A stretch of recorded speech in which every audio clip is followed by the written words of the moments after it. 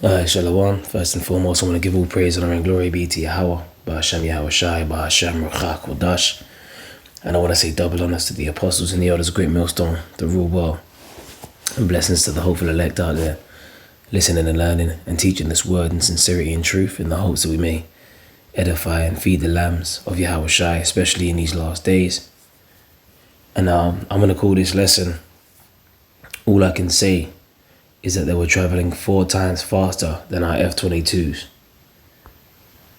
Alright, and the reason why I quoted that is, that quote comes from, one of the pilots said to, newly elect President Trump. I don't know if it was before he actually won the presidency, or if it was, during the time Biden was in office, but he was talking about how one of the pilots that he had visited, dealing with so-called UFOs, told President Trump that they had seen a round object that was traveling 4 times faster than the speed of their F-22s. And these F-22s, in fact, let's do what we can do is we can type in F-22, F-22 jets. These are these F-22s, Lockheed Martin F-22 Raptor. And in fact, what I want to do is I want to know how fast they can go. So let me see if we can go into the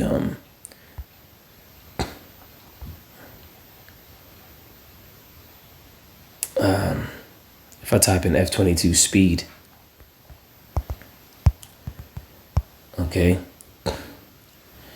Maximum speed without external stores is approximately Mach 1.8 in Super Cruise at military/intermediate power, and greater than Mach 2 with afterburners, which these planes are pretty damn fast.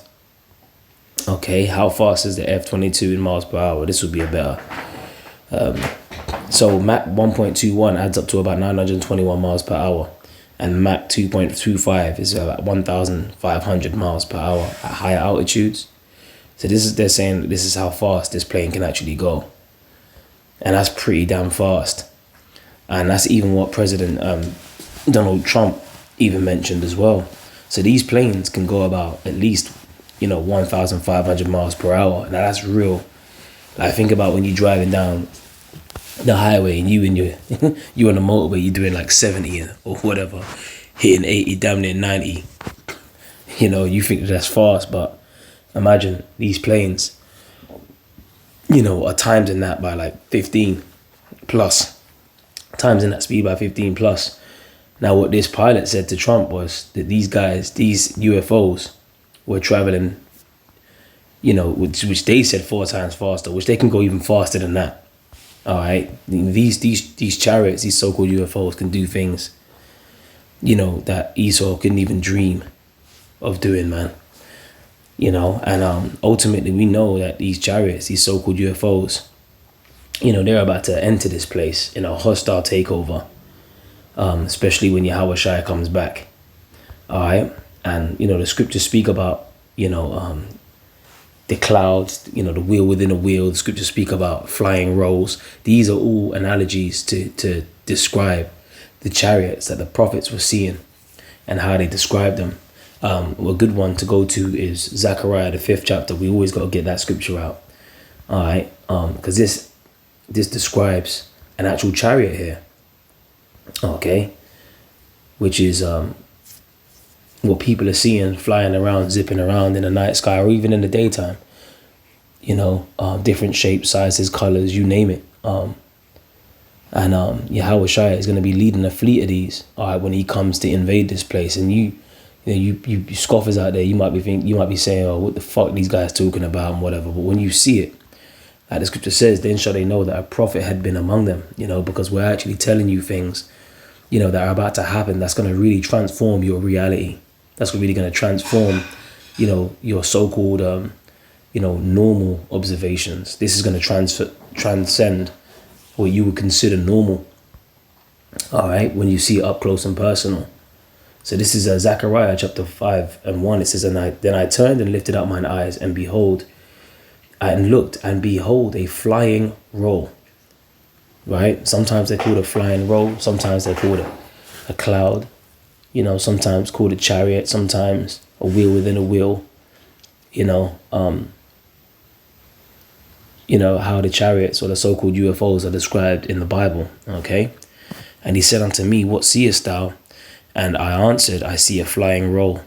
The length thereof is 20 cubits, and the breadth thereof 10 cubits. And notice it says a flying roll, meaning it weren't traveling on the ground. It was flying. It was zipping through the air. All right. So he was seeing a flying roll. Okay. The Hebrew word was that IWAP. Damn, my pronunciation. And it says to fly. It says to fly about, to fly away. All right. It says to fly. It says to hover. Give me a second. So what you got to understand is when you come in, when you come across scriptures like this, give me 1 second.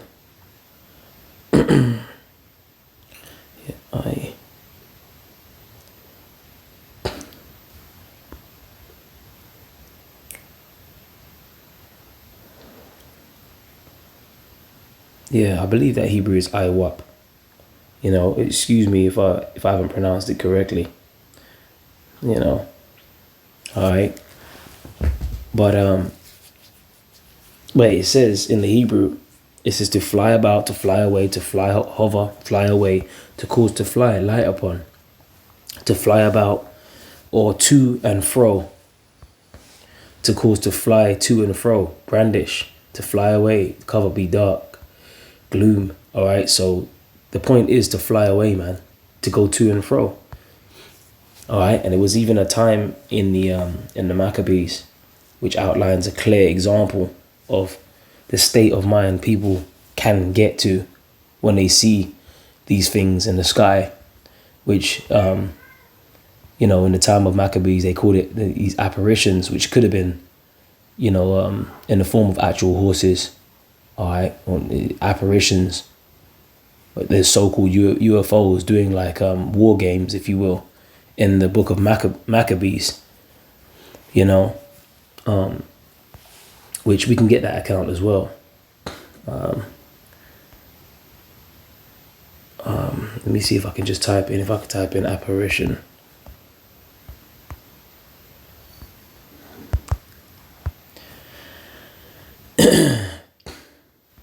Beautiful.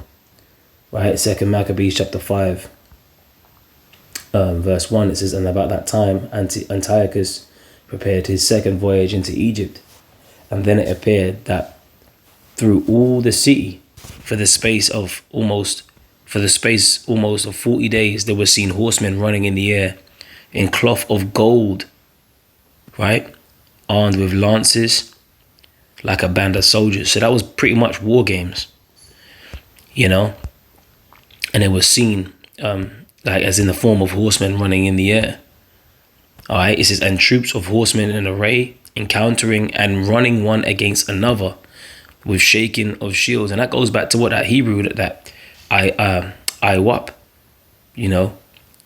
that going to and fro. And this is what these chariots do, man. All right, it says, with shaking of shields, a multitude of pikes, and drawing of swords, and casting of darts, and glittering of golden ornaments, and harness of all sorts. All right, and I've actually been, standing next to brothers, and there's one particular brother I was standing next to. It was after camp one day, and we got something to eat, and I straight up saw like a chariot, like, it looked like it shot out like a laser beam, like a You know, and the brother, he can attest to that as well. You know, we both saw it together, and we looked at each other. Whoa, did you see that? Like, we just saw it just shoot out a beam. You know, it says, and casting of darts and glittering of ornaments and harness of all sorts.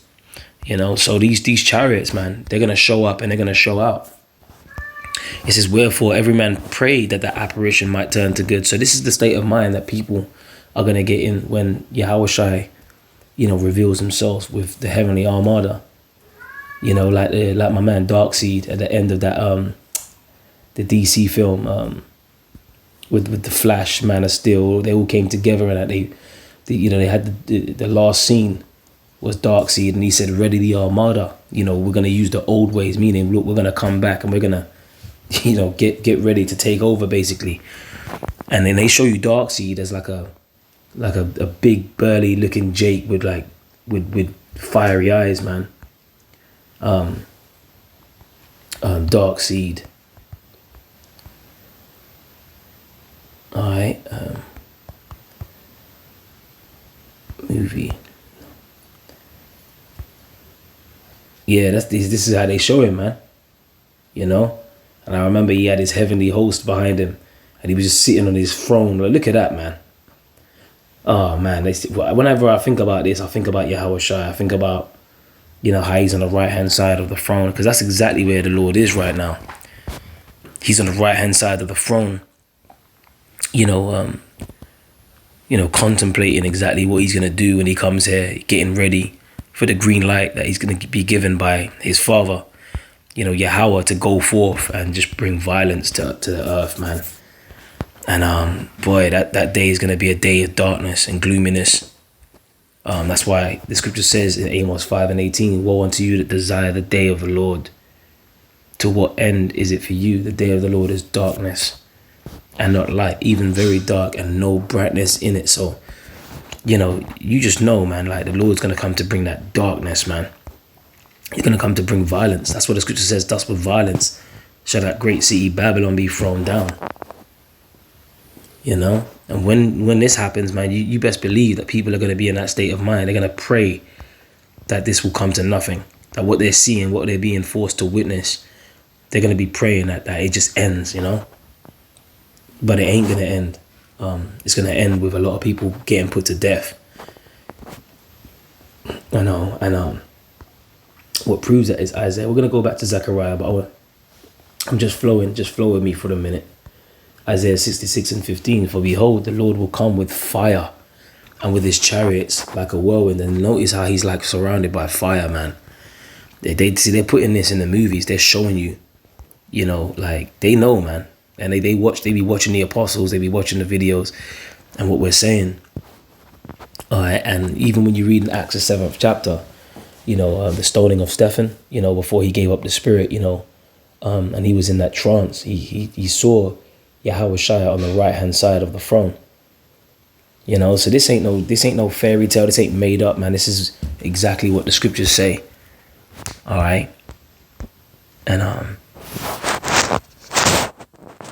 yeah. So let's go back to that scripture here. It says, and with his chariots like a whirlwind, to render his anger with fury and his rebuke of flame of fire. And this guy don't look happy, man. All right, and this is what a lot of people don't seem to understand. That's that the Lord is not happy with what's going on the earth at the moment. He's not happy with what's happening to his people, especially his elect. You know, the elect of the nation of Israel, and that's exactly who he's coming back to save. And you got haters out there like Vocab Malone, you know, that want to come up against us and chat their shit. But guess what? It's all gonna come, you know, to nothing. You know, because the scripture says, what did Gamaliel say? If this counsel be of men, it will come to naught. But if it be of the Most High, you can't overthrow it. Lest haply you be found even to fight against, you know, Yahweh Bashem Yahushai.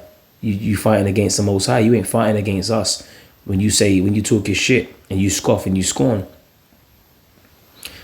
Okay, and Yahushai is going to be leading the angels in vehicles that, you know, like the pilot said to Donald Trump, like they seem to be traveling 4 times faster than the speed of 4 times faster than the speed of the F-22s, which can travel about 1,500 miles per hour. So let me play you this clip real quick. Yeah, just have to pause it just to get rid of the commercial. So let's just hear a little bit of this real quick. You know, and I hope I don't get a strike for this, like, you know, because I'm not making any money off of this content. You know, fair use. I'm just, you know, doing it for, you know, biblical educational purposes. I'm not making any money off of this. I repeat, fair use. All right. The blonde crew cuts, the whole, and this, yes, sir. And they were in the Oval Office, 3 or 4 pilots. These are not people that make up stories. These are, they said, all I know, sir, is there was a round object that was going 4 times faster than my F-22, which is a very fast plane. And it wasn't... Look at her face, you know? Look at her face. Her jaw is open, wide open. She's just like, what? Her eyes are wide. And, you know, the response to what Donald... And that's just the response to what he, you know, these pilots have said. Imagine these people's face and their reaction when they see it up close and personal, when they see the chariots zipping around but bringing death and destruction at the same time. See, these are the things that we have to speak about too, man. You know, that's a major prophecy. Yahweh Shai returning, you know, with coming with fire and his chariots like a whirlwind. Let's keep reading, right? Verse 16. It says, for by fire and by his sword will the Lord plead with all flesh, and the slain of the Lord shall be many. And the word plead in the Hebrew is shapat, which means to judge. All right. So the slain of the Lord is going to be piling up. You know. So all these people that are doing nastiness, wickedness on the earth, and all these wicked ass Israelites, man, all these degenerate scumbags, the low life scumbags that want to uphold degenerate behavior. You know. All these women that want to, you know, compass a man. They want to be over the man, all these bug outs that are bugging out over the fact that Kamala Harris didn't get the presidency, you know, all this 4B movement and women now withholding sex from men, all of this stuff, all this feminism, all this fucking this twisted ass reality that we find ourselves in, it's all gonna get brought to its knees when Yahweh Shai comes back with fire, okay, to slay a lot of people, man. All right, and yeah, that's what he's coming to do, to slay a lot of people. All right, let's get Luke 19 and 27. You know, and excuse me for my, I'm talking quite low right now because I don't want to wake up it's really early. I don't want to wake up, you know, people in the house. So this is Luke 19 and 27. It says, but those mine enemies, which would not that I should reign over them, bring hither and slay them before me. So this is what, and this is written in red. This is what the Lord said, you know, bring them and slay them. You know, those mine enemies which would not that I should reign, because Yahweh Shai is coming to reign. All right, and when he sets up his kingdom on the earth, that's going to be an everlasting kingdom, an everlasting rulership. You know, we go to Daniel the 7th chapter, which goes into that. Right, it's Daniel 7 and 27, I believe. And the kingdom and dominion and the greatness of the kingdom under the whole heaven shall be given to the people of the saints of the Most High, which are the Israelites. Right, that's who the saints are. All right, Psalms 50 and 5. Gather my saints unto me, those that have made a covenant with me by sacrifice. The saints are the Israelites. That's who the Lord made a covenant with. Psalms 148 and 14 as well. Right, whose kingdom is an everlasting kingdom, and all dominions shall serve and obey him. And that's what Yahweh Shai is coming to do, to reign on the earth. All right. Let's get 1 Corinthians 15 and 24. Then cometh the end, when he shall have delivered up the kingdom to the power, even the Father Yahweh, when he shall have put down all rule and all authority and power. For he must reign till he have put all enemies under his feet. And that's exactly what Yahweh Shai is coming to do. All right, so let's go back to, he's going to put all enemies under his feet, but he ain't going to do that by, you know, giving them a hug. You know, he's going to do that by bringing fire and flaming vengeance. All right, and at the same time, the balance of that, not only is he coming to bring destruction, but salvation for the elect of his people, which are the Israelites. Okay, so this is back in Zechariah chapter 5, verse 3. It says, then he said unto me, this is the curse that goeth. In fact, let me go back to 2. And he said unto me, what seest thou? And I answered, I see a flying roll. The length thereof is 20 cubits, and the breadth thereof 10 cubits. Then said he unto me, this is the curse that goeth forth over the face of the whole earth for everyone. And you know, some of these chariots, man, like Yahweh Shai's chariot, like Ezra's described it in Second Ezra, the 13th chapter, he described it as like a mountain that you couldn't see the end of. So that's how big, the chariot is that Yahushua is going to come in on. And when these people see that, you best believe they're going to buckle, man. All that pride is going to go out of the window. All that Beyonce, who run the world spirit, is going to go out the window. All that degeneracy, that thug spirit, that bad man spirit that Jake liked to portray, in their neighborhoods and this and that and whatever. It's all gonna get brought to nothing. All of that's gonna disappear. Because they're gonna be dealing with something that's just out of this world, and it's gonna be live, up close and personal. All the hard, the army, ex-army, active army men, that are ripped from head to toe, and SAS soldiers and all the military men that you can think of, whether they're in the Navy, whether they're the Air Force or whatever, they're all gonna get brought to nothing when they see, their minds are gonna collapse when they see what the Lord is about to bring. Because the scripture, what scripture proves that? The scripture says that they shall be afraid, but they're still gonna fight against the Lord. And Ezra said that after he saw all of these things that were,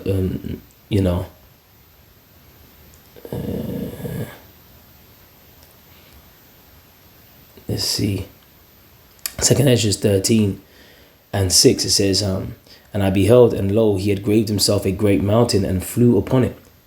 Okay, and that mountain is talking about that fathership. I got to get to work, but I want to break this scripture out. And Zechariah 6 is a precept for that mountain. It says, verse 1.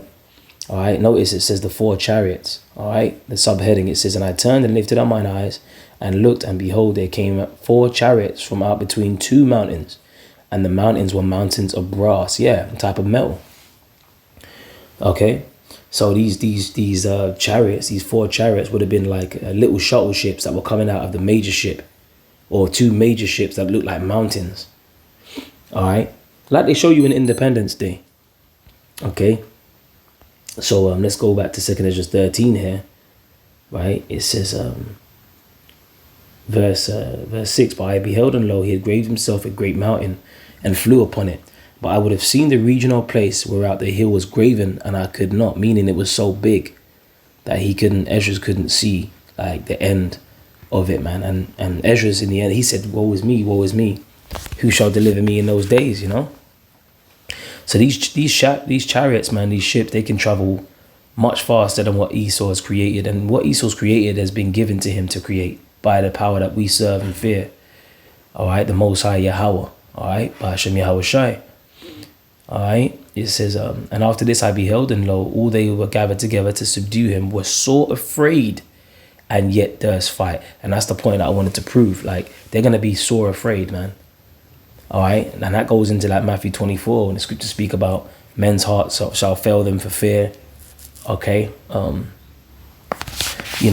behold, he cometh with clouds. Revelation 1:7 is another good one. And every eye shall see him, and those which pierced him. Okay. In fact, we can get that scripture. That's a good one. Revelation 1:7. Behold, he cometh with clouds, and every eye shall see him, and they also which pierced him, meaning those that pierced Yahushua when he was being crucified. They're back here to receive their judgment, and that's you wouldn't want to be them guys. And all the kindreds of the earth shall wail because of him. Even so, amen. All right, let it be true. Amen. So there you go. All right, the kindreds of the earth shall wail because of him. Even in the NLT, it says they will mourn for him. All the nations of the earth. So they're going to be in a state of perplexity. Okay. Matthew 24 and 30. And then shall appear the sign of the Son of Man in heaven, and then shall all the tribes of the earth mourn, and they shall see the Son of Man coming in the clouds of heaven with power and great glory. And that lines up with Acts 1, where Yahushua was conversing with the disciples, and the scripture says a cloud received him out of their sight. And the angels said to them, why stand you gazing into heaven? The same way that he went is the same way he's coming back. Meaning the same way Yahushua got taken up into a chariot is the same way he's coming back. Or a cloud, chariot, whirlwind, whatever, But it describes it as a cloud in Acts 1. and a cloud in Revelation, a cloud here. Okay, the clouds of heaven with power and great glory. So Yahweh Shai is coming back with power, man. All right, he's ready in, you know, the armada. All right, and he's about to invade. All right, so I said we were gonna let's keep going here. And he shall send his angels with a great sound of a trumpet, and they shall gather together his elect from the four winds, from one end of heaven to the other. So that's what Yahweh Shai is coming to do, to gather his elect. Right? And it's just for interest of time, because I've got to go to work. I'm going to read this last precept in Zechariah 5, as I said I would. It says, see, this is a spirit, man. It's all the will of the Lord. You know, you got precepts that you want to read, but it's like you got to flow with the spirit, you know. So this is Zechariah 5 and 3, excuse me. Then said he unto me, this is the curse that goeth forth over the face of the whole earth. So this is a curse unto Esau's empire, you know, but it's really a blessing unto those that sincerely believe in Yahweh Shai, man. Yahweh Bash and Yahweh Shai. Because, you know, for the elect, you know, hey, those are vehicles out of here when Yahweh Shai brings that calamity and death and destruction. You know, it says, for everyone that stealeth shall be cut off on this side according to it. And Esau is a thief, man. That scripture say in John 10 and 10, the thief cometh not but to steal and to kill and to destroy.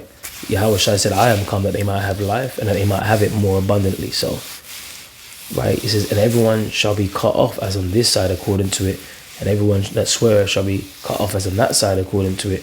And I will bring it forth, saith the Lord of hosts, which is the Lord of the armies, right, Yahweh of hosts, and it shall enter into the house of the thief, right? So Esau is done, man. All right, he's cursed. All right, and into the house of him that sweareth falsely by my name, and it shall remain in the midst of his house, and shall consume it with the timber thereof and the stones thereof.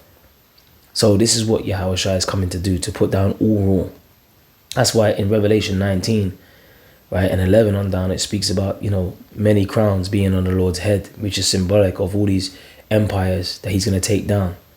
Well, the main empire, Esau, but you got these other nations, they got their little rulership seats and that, and then, you know, pretty much within Esau's empire, and Yahweh Shai is coming back to take down all of them.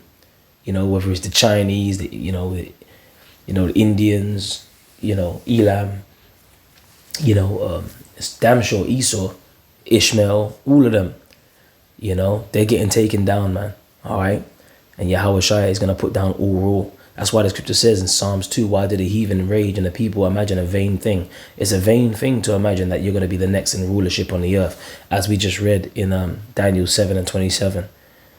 All right, the scriptures tell you that the saints of the Most High shall take the kingdom and shall possess the kingdom forever and ever, even forever and ever. So there you go. So with that, man, like, I'm going to head out to go to work. I pray this is an edifying lesson. For giving me the spirit to do this video. Great shock and awe and horror is coming to these people real soon. And then shall they know that a prophet had been among them, as we've been giving you the message. All right, that the Lord is coming back, you know, to do a hostile takeover.